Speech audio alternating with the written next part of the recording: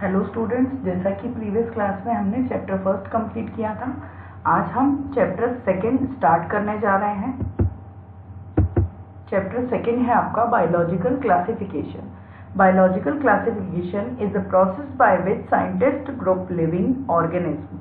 Biological classification एक procedure है या प्रोसेस है जिसके थ्रू साइंटिस्ट क्या करते हैं, लिविंग ऑर्गेनिज्म को क्लासीफाई करते हैं या एक अलग अलग ग्रुप्स में डिवाइड करते हैं।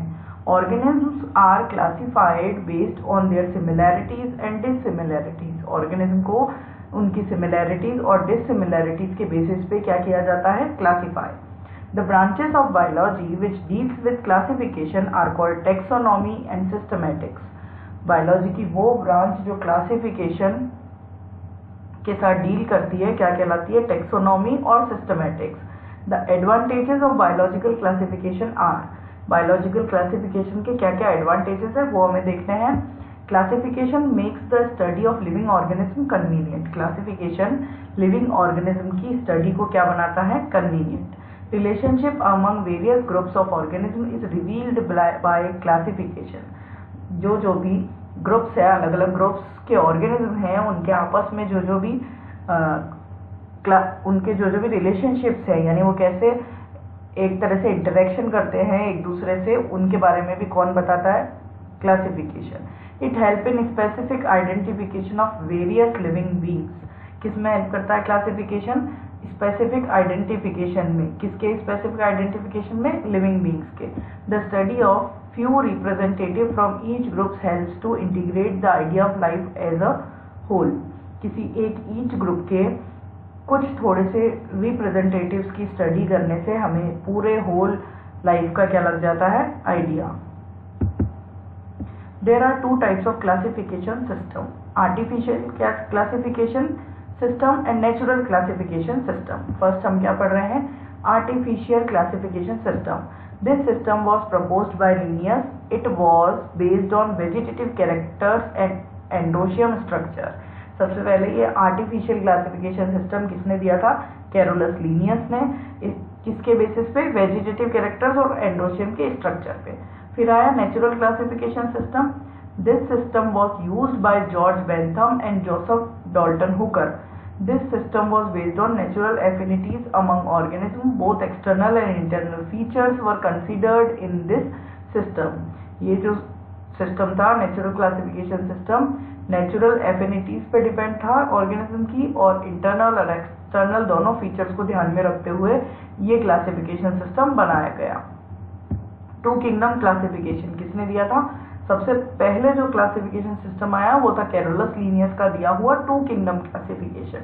टू किंगडम क्लासिफिकेशन का क्या मीनिंग है, उन्होंने वर्ल्ड के जितने भी ऑर्गेनिज्म हैं उन्हें टू किंगडम्स में डिवाइड कर दिया। जैसे कि एनिमेलिया और प्लांटी, एनिमल्स को एक ग्रुप में रखा और प्लांट्स को एक ग्रुप में रखा। पूरे होल वर्ल्ड के ऑर्गेनिज्म को सिर्फ टू किंगडम्स में डिवाइड किया, जो कि अप्रोप्रिएट नहीं था। ये जो सिस्टम था कैरोलस लीनियस का, इसको एक्सेप्ट नहीं किया गया। थ्री किंगडम क्लासिफिकेशन जो कि किसने दिया था, हक्कल ने। इसमें क्या किया था, तीन किंगडम्स में डिवाइड कर दिया था सब ऑर्गेनिज्म को, प्रोटिस्टा, एनिमेलिया एंड फंजाई। अब इन्होंने एनिमेलिया और फंजाई से किसको अलग कर दिया था, प्रोटिस्टा ग्रुप में प्रोटोजोन्स को। ये जो ये जो थ्री किंगडम क्लासिफिकेशन था ये भी इतना एक्सेप्टेबल नहीं था, क्योंकि ये भी जितने लिविंग ऑर्गेनिज्म हैं उनकी इजीली और अच्छे से स्टडी को सपोर्ट नहीं करता था, इसलिए ये क्लासिफिकेशन भी एक्सेप्ट नहीं किया गया। Five kingdom classification, this is the most accepted system of classification. ये जो सिस्टम है, ये जो क्लासिफिकेशन सिस्टम है, ये मोस्ट एक्सेप्टेड क्लासिफिकेशन सिस्टम है।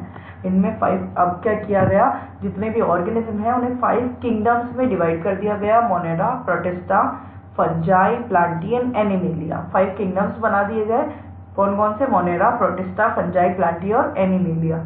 अब ये प्रिमिटिव से लेकर अपग्रेड जितने भी ऑर्गेनिज्म हैं सबको इन्हीं 5 किंगडम क्लासिफिकेशन के अंदर रखा गया। तो सबसे अब हम इन सारे 5 जो किंगडम्स हैं उनके बारे में स्टडी करेंगे। तो सबसे पहले हम स्टार्ट कर रहे हैं Monera.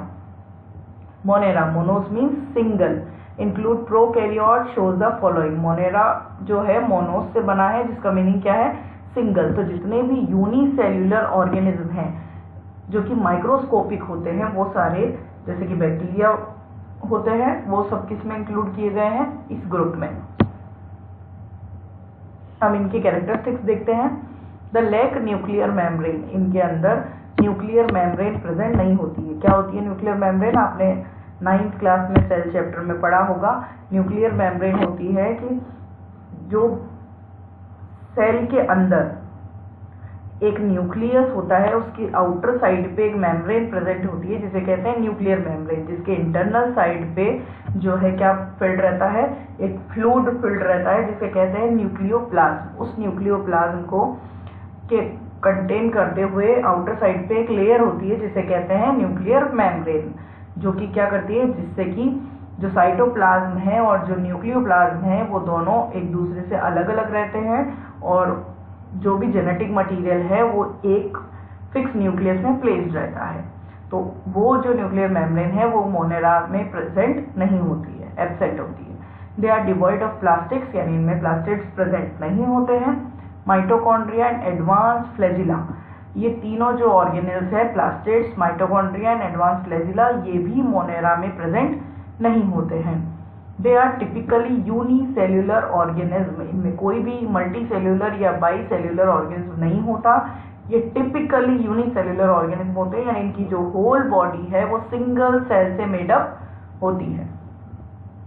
The predominant mode of nutrition is absorptive, but some groups are photosynthetic और chemosynthetic. इनका जो मोड ऑफ न्यूट्रिशन है वो एब्जॉर्प्टिव होता है, यानी ये किसी सरफेस पे अटैच हो जाते हैं, वहां से एब्जॉर्प्शन के थ्रू अपना फूड लेते हैं। लेकिन कुछ जो ऑर्गेनिज्म है या कुछ ग्रुप्स है ऑर्गेनिज्म के, उनमें जो है मोड ऑफ न्यूट्रिशन कैसा होता है, फोटोसिंथेटिक या फिर कीमोसिंथेटिक। फोटोसिंथेसिस आपने पढ़ा होगा। फोटोसिंथेटिक का मतलब आपको पता है अच्छे से कि जो सनलाइट है उसका यूज करके फूड का फॉर्मेशन करना कहलाता है फोटोसिंथेसिस। लेकिन अगर इसी को सनलाइट यूज ना करके केमिकल यूज करके फूड का फॉर्मेशन किया जाए तो वो होता है chemosynthetic procedure. Reproduction is primarily asexual by fission और बडिंग। इनमें जो रिप्रोडक्शन होता है वो प्राइमरी टाइप का होता है या तो फिर फिजन से होता है। फिजन यानी इनकी जो सेल होती है उनको इक्वली हम अगर कट कर दें तो वो ईच पीस कटिंग होने के बाद जो ईच सेगमेंट है वो न्यू ऑर्गेनिज्म को डेवलप करता है। या फिर बडिंग, बडिंग भी आप पहले पढ़ चुके हैं। बडिंग में क्या होता है, बडिंग जो होती है उनके अंदर जो ऑर्गेनिज्म की बॉडी है उसी से एक छोटा सा आउटग्रोथ ओरिजिनेट होता है और वो ही आउटग्रोथ आगे चल के पूरे ऑर्गेनिज्म को डेवलप करता है और वो जो आउटग्रोथ ओरिजिनेट होता है उसे कहते हैं बर्ड। इसलिए ये जो प्रोसीजर है उसे क्या कहा जाता है, budding. The organism are non motile, move by beating of simple flagella और बाय ग्लाइडिंग। इनमें जो ऑर्गेनिज्म है वो कैसे होते हैं, नॉन मोटाइल, यानी मूव नहीं कर सकते, नॉन मोटाइल होते हैं। या फिर अगर मूव करते हैं तो उनके अंदर मूव करने के लिए सिंपल लॉन्ग स्ट्रक्चर प्रेजेंट होती है जिसे कहा जाता है फ्लैजिला, या फिर ये ग्लाइडिंग के थ्रू मूव कर सकते हैं इनमें से कुछ organism. Most organism bear a rigid cell wall. इसमें कुछ ऐसे ऑर्गेनिज्म होते हैं जिनके अंदर क्या प्रेजेंट होती है, एक सॉलिड सेल वॉल प्रेजेंट होती है। मोनेरन सेल्स आर माइक्रोस्कोपिक। जितने भी मोनेरा के ग्रुप है, मोनेरा किंगडम के ग्रुप है, वो सारे ग्रुप्स या वो सारे ऑर्गेनिज्म कैसे होते हैं, माइक्रोस्कोपिक, यानी बिना माइक्रोस्कोप के वो हमें दिखाई नहीं देते हैं। The bacteria are kept under the kingdom Monera. Mainly क्या किसको रखा गया है मोनेरा में, बैक्टीरियाज को। They are prokaryotic and possesses cell wall. Bacteria क्या होते हैं, प्रोकैरियोट्स होते हैं, यानी उनमें न्यूक्लियर मेम्ब्रेन प्रेजेंट नहीं होती है और उनके अंदर क्या प्रेजेंट होती है, cell wall. The cell wall is composed of polysaccharides and amino acids. इनकी जो सेल वॉल होती है वो पॉलीसेकेराइड्स की बनी होती है या फिर एमिनो एसिड्स की बनी हुई होती है। Bacteria can be autotrophic and heterotrophic. Bacteria autotrophic भी हो सकते हैं, मीन्स अपना फूड खुद प्रिपेयर कर सकते हैं फोटोसिंथेसिस से, या फिर हेटेरोट्रॉफिक भी होते हैं, यानी दूसरों पर डिपेंड रहेंगे अपने फूड के लिए। The autotrophic bacteria can be chemosynthetic और फोटोसिंथेटिक। जो ऑटोट्रॉफिक बैक्टीरिया है वो भी कुछ तो कीमोसिंथेटिक होंगे यानी केमिकल से फूड प्रिपेयर करेंगे, और कुछ फोटोसिंथेटिक होंगे जो कि किससे करेंगे, प्लांट से क्लोरोफिल लेकर और सनलाइट के through. The heterotrophic bacteria can be saprophytic और पैरासिटिक। जो हेटेरोट्रॉफिक बैक्टीरिया है वो कैसे हो सकते हैं, सैप्रोफाइटिक। सैप्रोफाइटिक का मीनिंग होता है कि जो बैक्टीरिया है वो अपने फूड के लिए डेड मटेरियल पे डिपेंड करेंगे, तो वो सैप्रोफाइटिक भी हो सकते हैं। और पैरासिटिक यानी कि जो बैक्टीरिया है वो लाइव ऑर्गेनिज्म की बॉडी पर डिपेंड रहे और उन्हीं से अपना न्यूट्रिशन ले। Based on their shape bacteria classified into 4 types. Bacteria को उनकी शेप के बेसिस पे 4 टाइप्स में डिवाइड किया गया है। स्फेरिकल जिन्हें क्या कहा जाता है, कॉकस। स्फेरिकल जितने भी बैक्टीरिया है उन्हें कहा जाता है कॉकस या फिर कोकाई। रॉड शेप्ड जो बैक्टीरिया है उन्हें कहा जाता है बैसिलस। कॉमा शेप्ड जो बैक्टीरिया है उन्हें कहा जाता है विब्रियम या विब्रियो। स्पाइरल शेप्ड जो बैक्टीरिया है उन्हें कहा जाता है स्पाइरिलम या फिर स्पिरेला। जैसे कि यहाँ डायग्राम दिया हुआ है, ये देखो, ये कोकाई है जो राउंड शेप्ड होते हैं, ये बेसिलाई है रॉड शेप्ड है, ये स्पाइरेलम है, और ये विब्रियो है जो कॉमा शेप्ड होते हैं। आर्की बैक्टीरिया फर्स्ट जो है हमें पढ़ना है। बैक्टीरिया को भी अलग अलग क्लासेस में डिवाइड किया गया है। फर्स्ट हमें पढ़ना है archaebacteria. These are believed to be the oldest living beings. Archaebacteria को क्या कहा जाता है, oldest living beings. The archaebacteria live in some of harshest habitats like sulfur springs, volcanic crater etc. ये जो bacteria है ये sulphur springs में यानी जिसमें सल्फर की क्वांटिटी बहुत ज़्यादा होती है, या फिर वॉल्केनिक क्रेटर में यानी वॉल्केनिक इरप्शन होने के बाद जो वो रहता है उस मटेरियल उसके अंदर ये लाइव रहते हैं। The different structure of their cell wall help them to survive in extreme condition. इनकी जो स्पेशल फीचर्स वाली सेल वॉल होती है वो इन्हें हेल्प करती है एक्सट्रीम कंडीशन में सर्वाइव करने के लिए। Based on their habitats the archaebacteria classified as follows. Halophiles. Archaebacteria को भी अलग अलग जो है ग्रुप में डिवाइड किया गया है। सबसे पहले halophiles. They live in extremely salty areas. Halo जो वर्ड है वो सॉल्ट से रिलेटेड होता है, इसलिए ये जो बैक्टीरिया होते हैं ये बहुत ज्यादा एक्सट्रीम सॉल्टी एरियाज में प्रेजेंट होते हैं। Thermoacidophiles. Thermo means temperature, acido means acid, ये आप सब जानते हैं। तो ये इस टाइप के जो बैक्टीरिया है वो कहाँ रहेंगे, हॉट स्प्रिंग में। Methanogens. They live in marshy areas. They also live in the gut of the ruminant animals.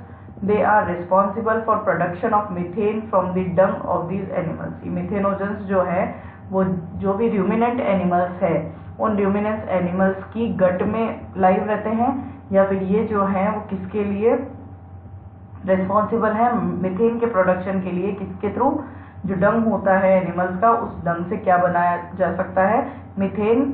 उसके लिए किस पे डिपेंड रहना पड़ता है, मिथेनोजेंस पे। तो आज के लिए इतना ही, बाकी हम पढ़ेंगे कल।